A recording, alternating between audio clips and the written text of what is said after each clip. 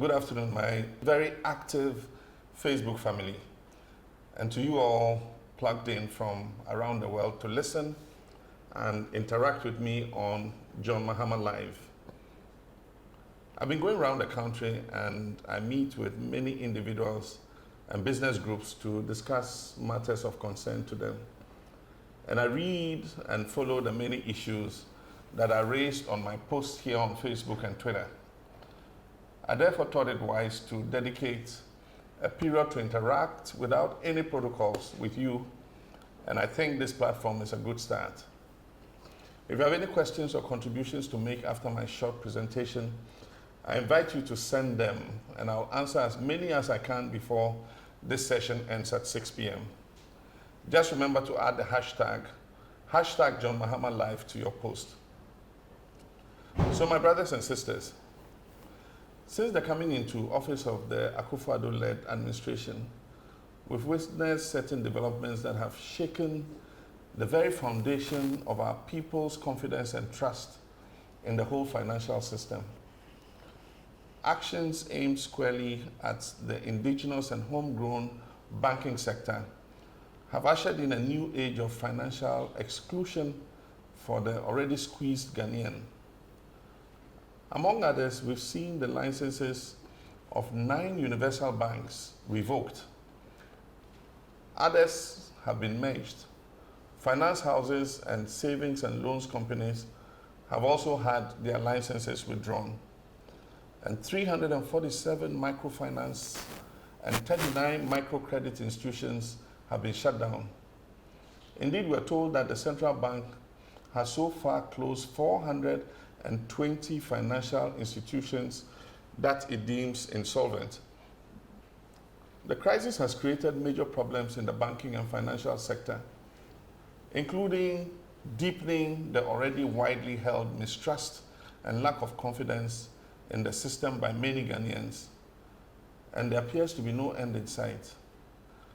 It has also dealt a significant blow to the indigenous banks, because such institutions usually have no external support to count on. While this development may appear as a threat to only the businesses that have been shut down, it is in fact a threat to our national security. Indeed, as has been widely touted, ownership of capital matters. The ethnicity of capital is real, and the banking sector and financial system of a country are part of its national security architecture. The developments in the banking and financial system and the matters arising call for great concern for all who have been affected by this financial sector turmoil, especially because it is an issue that threatens our country's national security. We must all be worried about the businesses that have collapsed, the licenses that have been revoked, the massive job losses, the hardship this is causing to some customers, and the trauma of having their lifetime savings in jeopardy. There's also the consequence on the health and well-being of customers and workers, including honoring their obligations as parents by providing for their families and dependents, paying school fees of their wards, and paying rent in order to give their families decent and safe places to lay their heads, among others. These are trying times indeed, and as a leader of the main opposition party, I cannot look on unconcerned. We cannot look on without our voices being heard and without being on the side of the many people who may be agonizing over the situation because they have lost their capital investments, they've lost their lifetime savings, their jobs, their businesses, or the fear that their deposits are in jeopardy and are therefore uncertain about their future and that of their families. Those who've been hardest hit by these unfortunate developments include especially market women, artisans, cocoa farmers, and the many operators in the informal sector of the economy whose hard work and yet modest earnings oil the wheels of our national economy. In all, it is estimated that more than 20,000 people have already lost their jobs as a result of the financial sector shutdowns. The number could be even higher when you take into account the indirect job losses occasioned by this crisis. Apart from the livelihoods lost, the resolution cost of nearly 20 billion Ghana cedis, as we are told, ultimately becomes a burden on the Ghanaian taxpayer. This comprises the 12 billion for the universal banks that were shut down, another 7 billion provided and expected to be used for the saving and loans institutions and finance houses, and approximately another 1 billion for the microfinance institutions. The current provisions made for the debt in the mid-year review budget amounts to about 3% of GDP, and will, together with the fresh debt incurred in the energy sector over the period of the Akufo-Addo administration, put the fiscal deficit above 11%. And it will move Ghana closer to the debt distress threshold of 60% debt to GDP ratio, even with the rebased figures. There are many valid questions to ask, including whether the revocations and the mass closures were the best options under the circumstances, or whether there were no other options available to resolve the problem. What part did the debt owed by government to its contractors and suppliers play in the insolvency of these financial institutions? And to what extent did the utterances and posturing of the central bank create panic that resulted in a run on many of these financial institutions? It is tried knowledge that no bank or financial institution, no matter how big, can survive if there is a rush on investments, especially when induced by the pronouncements of policymakers or regulators. We can also ask, what role did the macroeconomic challenges and energy sector crisis of the past several years have on the slide into insolvency of some of these banks? And what due diligence did the Bank of Ghana do on the situation before commencing these closures? This is not the first time Ghana has faced a crisis in our financial sector. The Financial Sector Adjustment Program, popularly called FinSA, during the 1990s, used the Non-Performing Assets Recovery Trust, NPAT, as a vehicle to offload the toxic liabilities of the banks and clean out the financial sector. During the world financial crisis, it was not uncommon that many countries, because of the strategic nature of their domestic financial institutions, provided bailouts in exchange for equity in order to prevent a chaotic meltdown of their financial sectors. As it is, our central bank chose the path of a chaotic resolution and has created grave social and commercial dislocation, with an accompanying huge debt that governments has no clue how to even begin paying down. The Policy Working Group on Finance and Economy that I set up recently is studying and analyzing the situation with a view to coming up with pragmatic steps that we can employ, not only to restore the confidence of our people in the banking system, but also to ameliorate the suffering imposed on the customers and staff of these financial institutions caused by the poor handling of the crisis by this administration. The Policy Working Group will also come up with plans for restoring the indigenous stake and participation in this all-important sector. We'll consider ways to promote greater financial inclusion and innovation, and consider setting up an appropriate vehicle to regulate microfinance and allied sectors in particular, while developing the rural banking sector and enhancing the role of the ARB Apex Bank's supervisory structure. A future NDC administration will assess the effectiveness of the regulatory architecture and identify gaps as well as the needed reforms to promote greater financial stability and growth. We'll also consider temporary freezing of new banking licenses for a period of time, while encouraging as many banks as possible to list on the Ghana Stock Exchange within a reasonable time frame. We'll look at the receivership and liquidation framework in the Act to make it easier for the administrator to reverse a decline rather than making it automatic for an insolvent bank to be liquidated. While at it, we call on the Akufo-Addo administration to lift the veil on the beneficial shareholders of the Ghana Amalgamated Trust and to curb its supposed predatory bailout assaults on the remaining banks, which include state-owned banks. Meanwhile, I wish to assure all those who have suffered in one way or the other as a result of the approach being used by the current administration that we stand by you, and we're working very hard to take over the governance of our beloved country in 2021 and to bring certainty, financial security, progress, and prosperity to all Ghanaians, irrespective of their ethnicity, their family, religion, or political affiliation. Thank you very much. And I'll now go through your contributions and questions and answer them. The hashtag to use, remember, is hashtag John Mahama Live.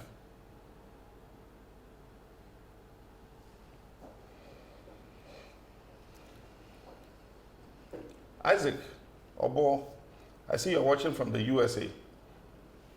And the question is, what will you do with this situation if given the opportunity? Isaac, thank you very much. Indeed, like I said, closures and revocation of licenses are a last resort when nothing else can be done. I believe that the better option is to look at how the situation can be salvaged. It is only when you have nowhere else to turn that you resort to closures and revocation of licenses. The current revocation of licenses and closures has caused mass dislocation and has created very serious implications for credit financing of our small and medium enterprise sector. And it's going to take several years for us to climb out of it. I gave the example in the 1990s when we had toxic liabilities in most of our financial sector. What happened was the government of the day created what we call a bad bank and offloaded all the toxic liabilities into the bad bank. It was called the Non-Performing Assets Recovery Trust.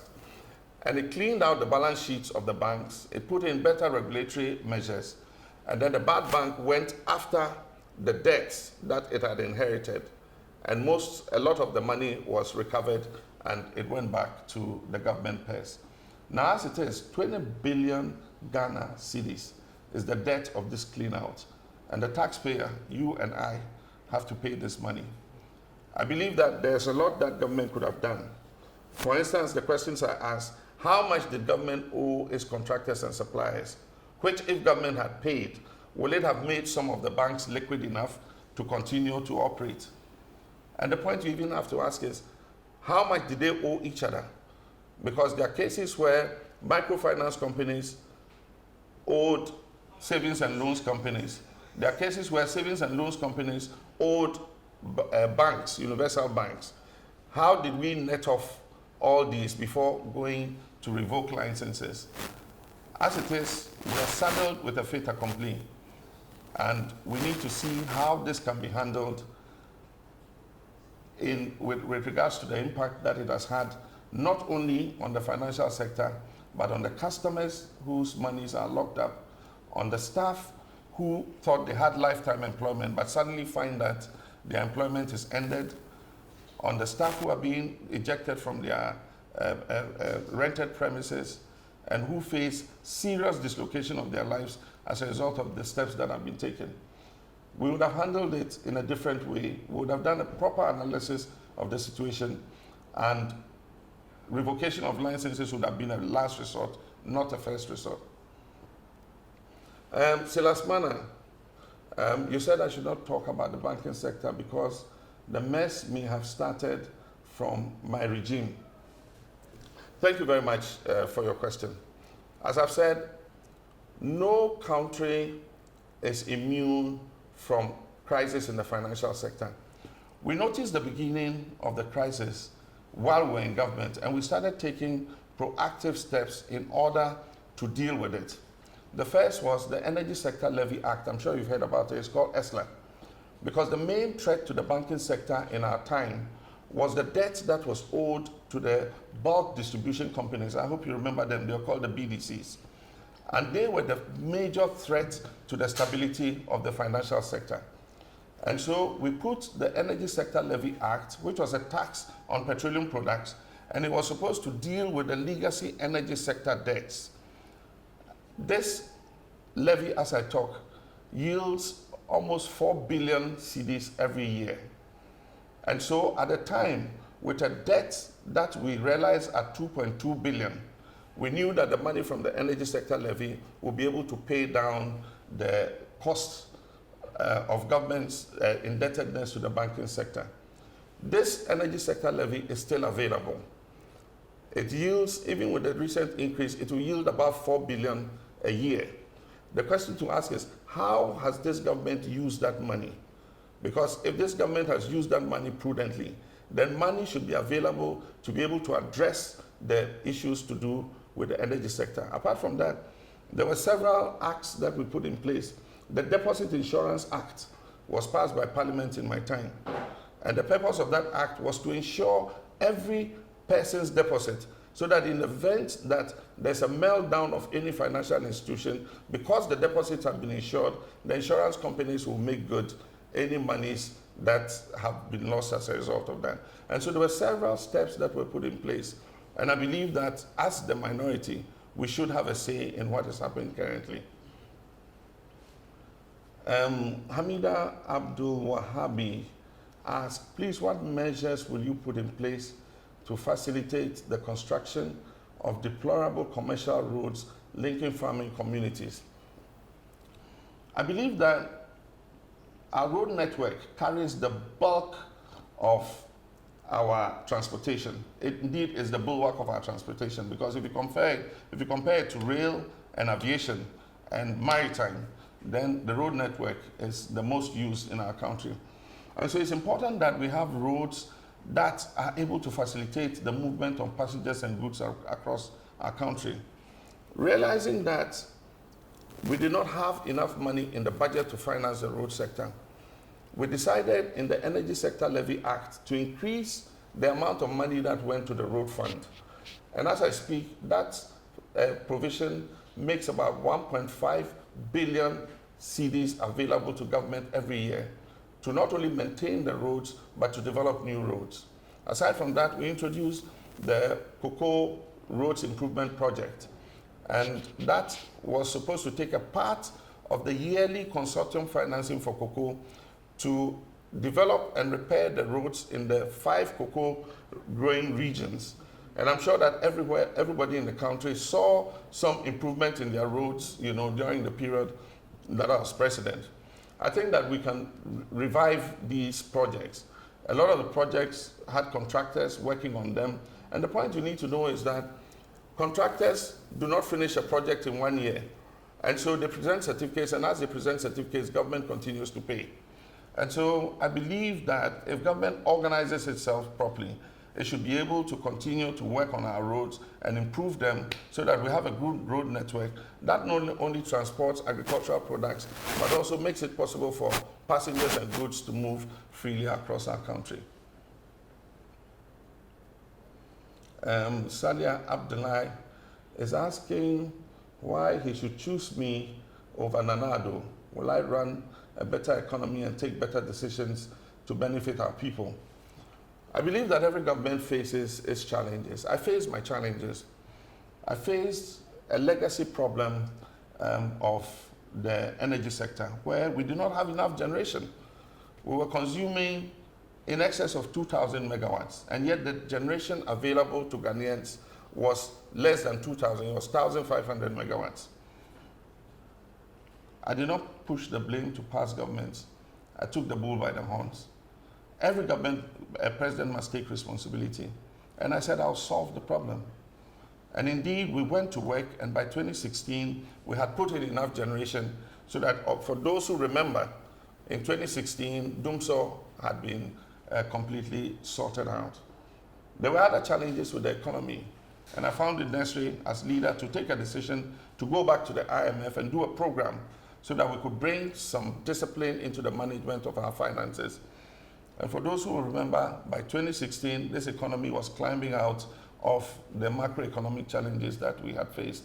One of the decisions I took was to fast track our revenues from oil production. So I worked on the 10 field, I worked on the ENI Sankofa field, and the revenues came after my term. Indeed, this government is receiving 4 times more oil revenue than I did because of the work we did in our time. We received 960 million Ghana cedis from all the oil that we exported. This government receives more than 3 billion cedis in oil revenues, and I think that they should be able to manage better with the increased revenues that we made available to them. And I believe that there are things we can do to make this economy better so that it works for everybody and makes opportunities available to all. Hackins Glover wants to know what I'll do in the first year of my next term to tackle the challenges facing the banking sector. One of the things we need to do in order that we do not have a recurrence of this crisis in the financial sector is that we must look at the responsibility of the central bank in terms of its banking supervision. As you are aware, we sent a new Bank of Ghana Act to Parliament, which was passed. That gives the central bank independence from anybody's control. But I do think that because we continue to have these recurrences with regards to regulation and supervision of the banking sector, we need to take a look at the Bank of Ghana Act again and see if we cannot put in place a specialized vehicle that will have the day-to-day administrative task of supervising the financial sector to make sure that some of the leverages that people took that resulted in this situation are kept, or that we have an early warning system so that we can deal with these issues before they create the kind of situation that they've created. And so that's one of the things we'll look at. In the first few months of coming into office, we'll look at the Bank of Ghana Act again and see how we can improve banking regulation and supervision. Ishak Isa and others watching from Jirapa, and I say hello to all the people in Jirapa. Thanks for joining in. And Ishak says, this is good leadership. No, that's Emmanuel McLean. This is good leadership, says Emmanuel McLean. Thank you, Emma. Thank you very much for your comment. Beauty Amor says, I agree with your comment that businesses are collapsing and that is leading to a high rate of unemployment. That is true. From the rough estimation that we have, about 20,000 people have lost their jobs directly if you take all the category of the 420 financial institutions that have collapsed. But we've not even added the indirect job losses, because right now, as I speak, there are small and medium enterprises that depended on the banks and the microfinance institutions for capital to continue to do their business. And now, because of the collapse of these institutions, they are unable to get that credit to be able to do their business. Others have their capital locked up in these institutions. And so as a result of that, layoffs are occurring. And so by the time we do the total calculation, I'm sure that in excess of 40 to 50,000 people, probably would lose their jobs because of this financial sector meltdown. Mr. Mahama, can we trust you to do the things you're saying about the financial sector and the economy? Alex Bafo. Alex, I'm a person who takes responsibility, and I give the example with the energy crisis. I believe that government should be sincere and take responsibility. I mean, after 3 years of being in power, what use is it to continue to blame your inability to deliver on the previous government? People take a decision to entrust you with the responsibility of running the country. Yes, actions of previous governments might create difficulties for you, like I inherited, like President Mills inherited, like President Kufuor inherited. Nobody inherits a country where there are no challenges, but you must take the responsibility to deal with those challenges. And I am a person who takes responsibility. If I take the helms of this country, I will assess, I'll tell the people of Ghana what it is I've inherited and what steps I'm going to take to deal with them, like I did in my previous term in office. Mohammed, let's see, who's this? Suleiman Yahya says, Mr. President, we miss you a lot, so we're working hard to bring you back in 2020, inshallah. Alhamdulillah, Mohammed, thank you very much. And I believe that let's all work together and create the prosperity and dignity that we want for this country. Mohammed Yunus says again, I want you to talk about the energy sector. Mohammed, this is a start. This is the first interactive session. I intend to make this a regular feature, and on each occasion I will take an aspect of our economy or of our lives, and I'll deal with it and interact with as many people as I can. So this is on the financial sector. The next time we can talk about education. The next time we can talk about energy. And so this is going to be a regular feature. It's not a one-off. Mickey says, how will you regulate the banking sector as a tough leader? The responsibility for regulating the banking sector rests primarily with the central bank. But of course, government is not divorced, from the effects that will happen if that regulation is not carried out well. And that's why I'm saying that as president, I'll take another look at the Bank of Ghana Act, and we will create a special purpose vehicle that has the day-to-day responsibility of regulating that sector in order that what we're seeing today does not happen again. And so that's one of the things that we can do. Ademu says, please, we want Radio Gold and Muntie back on air. I think it's a pity that these two stations have been taken off. The authorities are hiding behind regulation and law, but in the end, it is about free speech and it's about press freedom. I believe that Nana Akufo-Addo, who touts himself as a human rights advocate and an advocate of free expression and free speech, must feel very embarrassed about the closure of these two stations.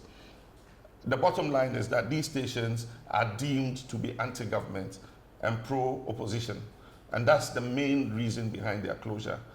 The authorities are hiding behind the law and everything. The duty of regulation, when it has to do with the rights and freedoms of people, is not to vitiate those rights. It is to create a situation where you are able to correct any infractions of the law that have taken place. And so if Radio Gold and XYZ have infracted the law, the duty of the NCA is to assist them to come within the ambit of the law. And so give them a period and tell them that within this period, we want you to come back, on the side of regulation. But to just shut them off, they go to the electronic tribunal, the head of the tribunal has resigned.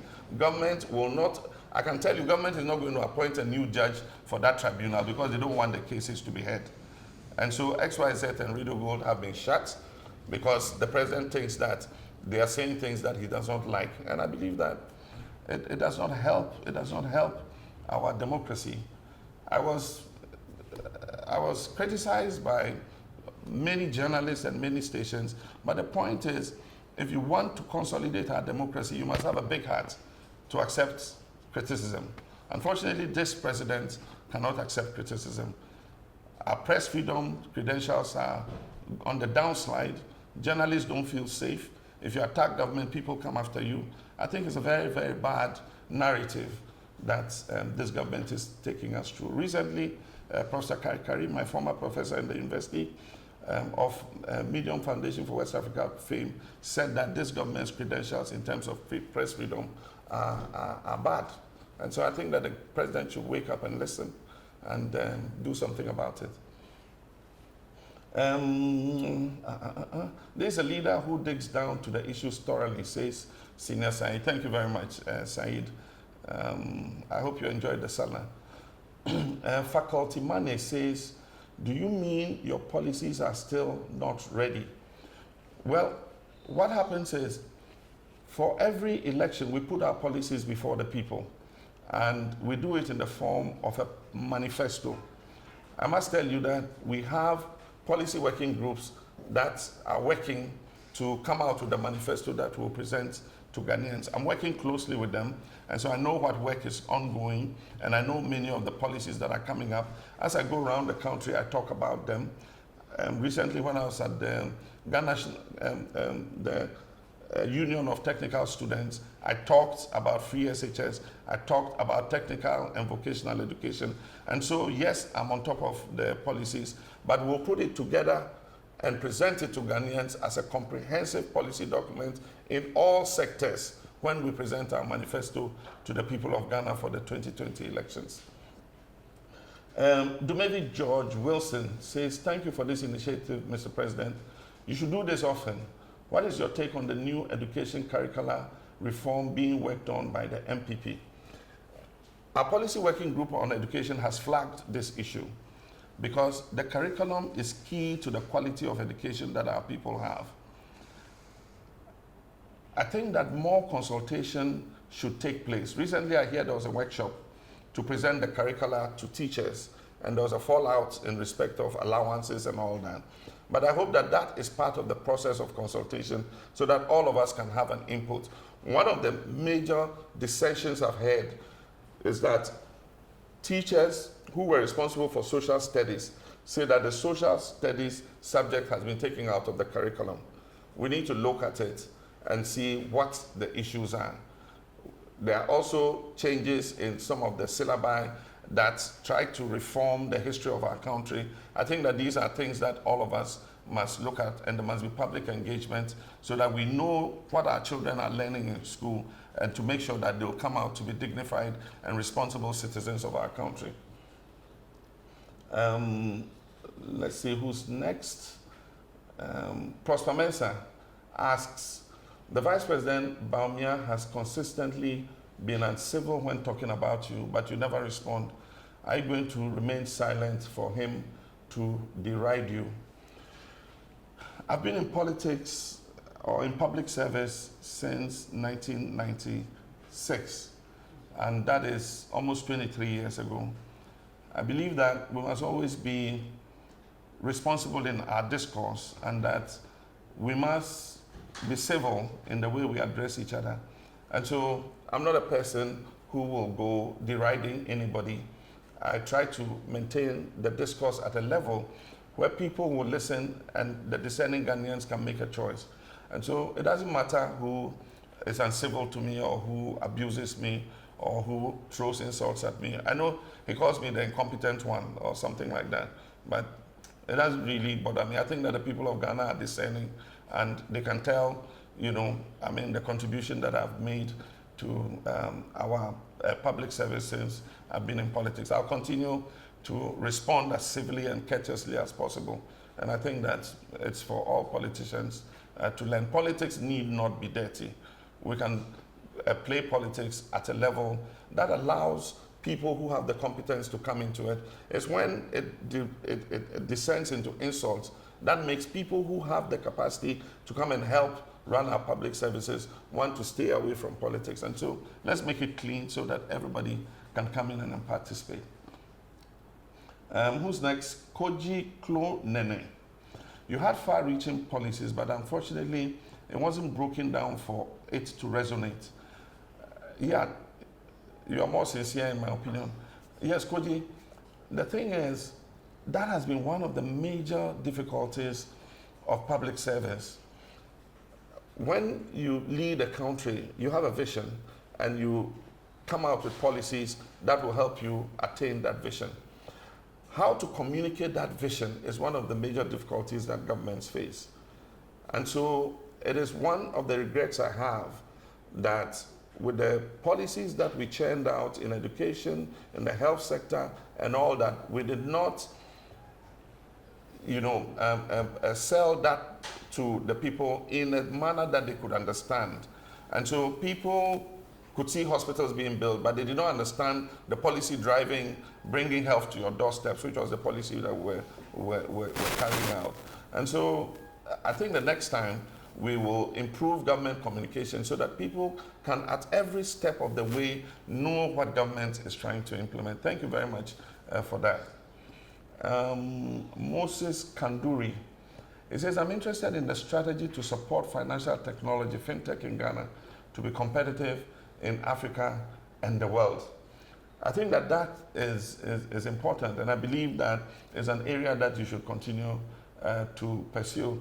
If we must make Ghana more competitive, then we need to actually follow financial technology and make sure that we're able to make it more meaningful within the context of what we do in the financial sector. Let's see who's next. Julius Nee, how did you solve the banking issues when you were in office? Like I said, when we were in office, the greatest threat to the banking sector was the issue of the legacy debt from energy. These were debts that had accumulated from as far back as President Rawlings' time through President Kufuor's time to President Mills's time. And the debt to BDCs alone, because companies had to give them letters of credit which they had defaulted on, was threatening the stability of the banks. And so that's why we introduced the Energy Sector Levy Act. And I remember at the time we introduced it, our colleagues in opposition were very opposed to it. They said we're overtaxing Ghanaians, and that as soon as they came, they were going to remove the ESLA. Unfortunately, or should I say fortunately, they came into office, and the ESLA is not only very much alive, indeed just recently in the media review, they have increased it. And the question one asks is, what is the ESLA being used for? Is it being used for the purpose that we introduced it? You know, this was brought as a special purpose vehicle to be able to raise monies to pay down the energy sector debt. Since we left, the ESLA has increased in how much it brings in, from 3.5 billion to almost 4 billion or more every year. And so if it is being used exactly for what it's meant for, it should be able to pay down the legacy debt. But I think that some reforms are needed in the financial sector, especially in relation to regulation and supervision, so that we don't have a recurrence of these financial sector meltdowns. Let's see who's next. Kweku Sechi Akomia. And Kweku Sechi Akomia says, we had one of the best security measures during your tenure. It's West now. How best can you help with security in your next tenure? I think that one of the things about security, and one of the things that I did when I was president, is to put the right people at the right places. If you put politics above merit in the security sector, you'll have the results that we're facing now. I don't think that the government has followed merit in terms of appointments in the security services. And so the result is what we're seeing. There are people who have the ability to deal with some of these security issues. When I was president, I looked at people who could solve a situation, and I sent them to the places where they could be effective. And I believe that security and people, Ghanaians felt safe and secure, you know, under my tenure because of the work the security services did. We had the anti-armed robbery squads, we had various, you know, specialized units that dealt with issues of crime and security. And one of the things I introduced was the visibility police. On every street corner, you could see a police officer. Today, I mean, you don't see police officers on the streets, you don't see them in the corners. The visibility police seems to have disappeared. Just the fact that the police are out and about makes the criminals, you know, very careful before they execute anything that is untoward. And so these were some of the things we introduced: visibility police, community policing, and all that. And I believe that there are many other, you know, things that we can bring to make Ghanaians feel safe and secure in their own country.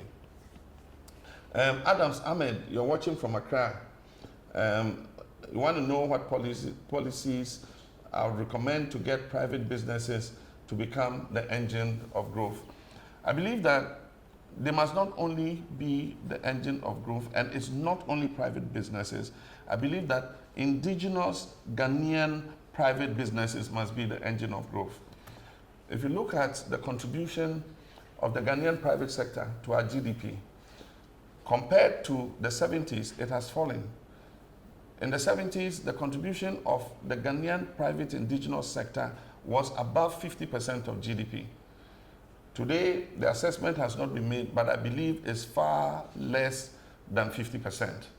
And so we need to see how, and I'll use the words of General Achampong, we can make Ghanaians capture again the commanding heights of our economy.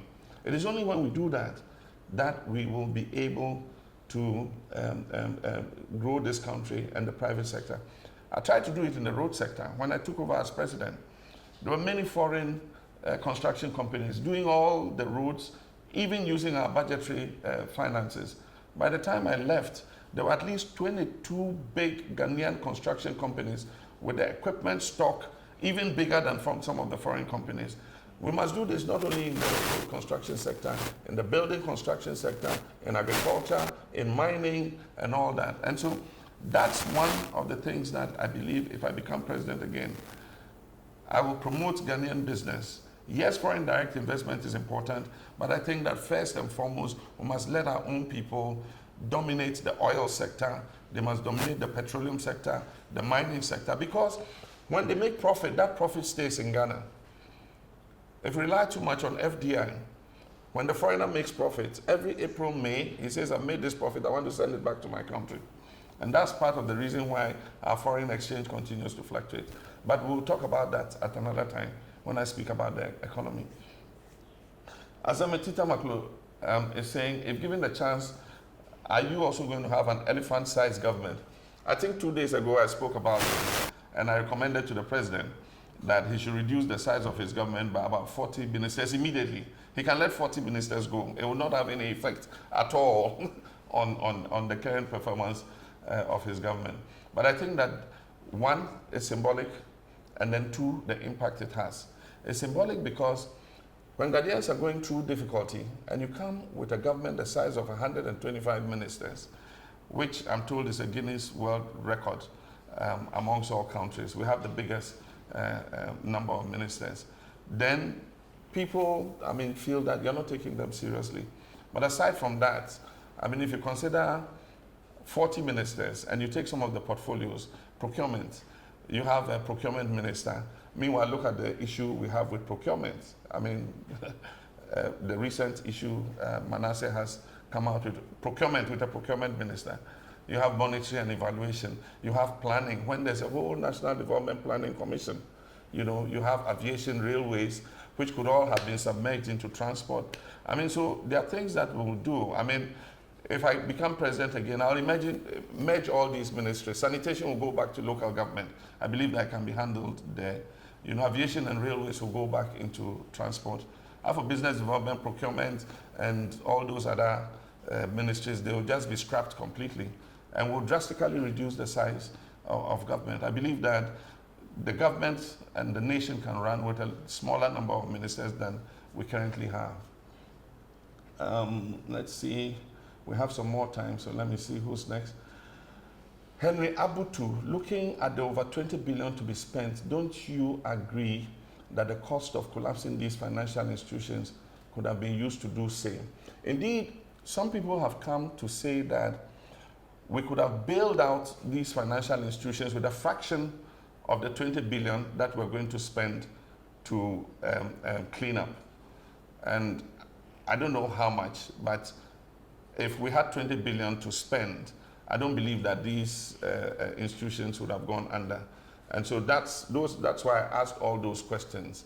And part of the problem, I said, if you create panic in the system, no bank can survive, because what banks do is they take deposits and they operate on the principle that not everybody who's deposited money with them will come for their money on the same day. And so they lend some to people. So at any one time, banks are exposed because they have money that they've lent to people. And not everybody will come for his money the same day. And they create what we call creation of credit if you study economics. And so if the regulator creates a panic situation by the pronouncements he makes, you must reach 400 million capitalization by this day, or else I'm going to shut you down. And then every day you open the bank doors and everybody is going and taking his money, any bank will collapse. Even Barclays, if everybody goes there today and takes his money, Barclays Bank will collapse. And so what kind of situation did we create? You know, that led to what happened. But I think that it's crying over spilt milk. We are landed with a 20 billion debt, and it's become the debt of the taxpayer. Seduji Goji says, what policy will your next government put in place to protect financial institutions against non-performing loans? In my time, we introduced the Credit Reference Agency or Bureau, so that if somebody applied for a loan, the banking sector could ask the Credit Reference Bureau. That will look and see if the person has defaulted on loans from other banks before. And that will all guide whether they give the loan or they don't give the loan.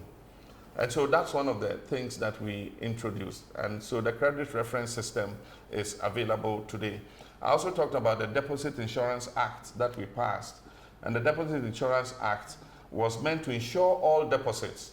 And so all banks were required to insure the deposits of their customers, so that in the event that the bank went under, the insurance companies would be responsible for reimbursing whatever losses were done. Then apart from that, I said banking supervision must be strengthened.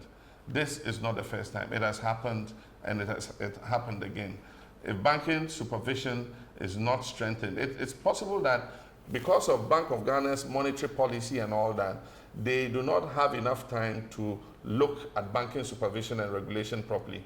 And so a special vehicle that will prioritize banking supervision is something that I would work on if I become president again. Abdul Hamid, he says, it's great to see you're taking advantage of social media.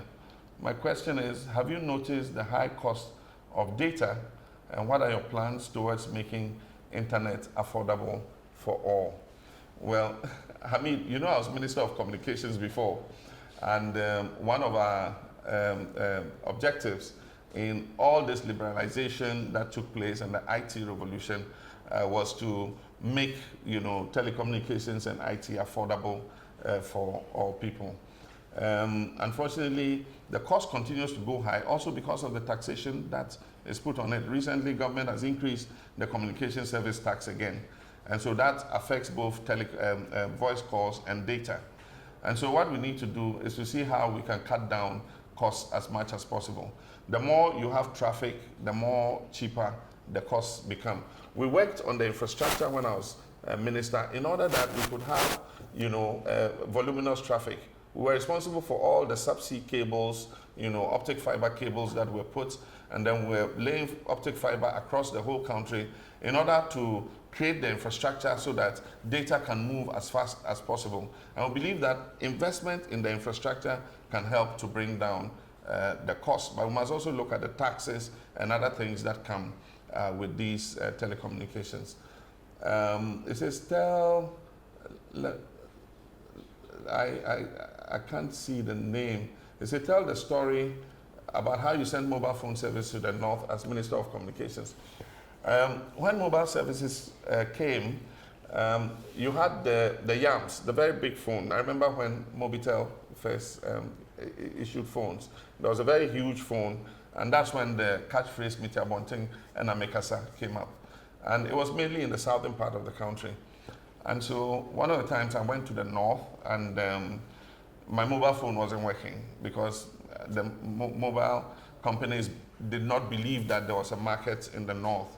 And so I challenged them, and at that time the chief executive of Mobitel, he told me that if you can get me 100 customers who will subscribe to our mobile phones, if I put a mast in Tamale, I'll immediately go and put a mast in Tamale. So I went to my friends, I grew up in Tamale, and I said, if you get a mobile phone, would you want it? Would you use it? He says yes. So I collected 100 signatures, names, addresses, and everything, and I went and gave it to the Mobitel manager at the time. I said, look, I have 100 customers for you, so go put your mast there. And so he did. And all the 100 people or more, by the time they put the mask, there were like 300 people waiting for phones. And that is how Tamale got mobile services. And then, of course, from there, we got Ghana Telecom to also put masts in places, and then mobile services spread across the whole country. Charles Nyame from Asamankese, he says, what's the secret behind your honesty? You never fear to tell the truth to people. I think that should be at the bottom of our politics, that we must be frank to our people and let them understand what the challenges are. Because it's only when people understand the challenges that you're dealing with in government that they can empathize with you and have the ability to sacrifice in order that we all build a better Ghana.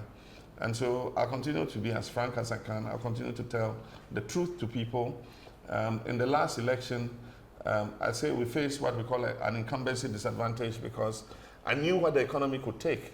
And I knew that some of the lofty promises being made, could not be supported by the state of the economy at the time. I met people who said, oh, well, MPP is promising, so you to promise anything, after all, is the political power you want. But when you have the power and you're faced with delivery on the promises, what do you do? And so I'll always tell the truth to the people of Ghana. If I get voted to serve, I'll serve. And it's left to the people to decide. Well, it's already 1 hour, and I've enjoyed this session very much. The questions and comments were dropping so fast, but I'm happy I answered as many of them as I could. As I said, this is not the last interaction. This is just the first. I'm going to try and interact with you on as varied topics as possible. Education, agriculture, economy, healthcare. And so we'll interact again. And for those of you who could not get through to me to answer the questions, I'm sure that we'll find a way of looking at your questions, and if we can get back to you, we'll do that. But join me again, and let's continue to engage with the hashtag John Mahama Live. I'll be back with you again soon. Thank you very much.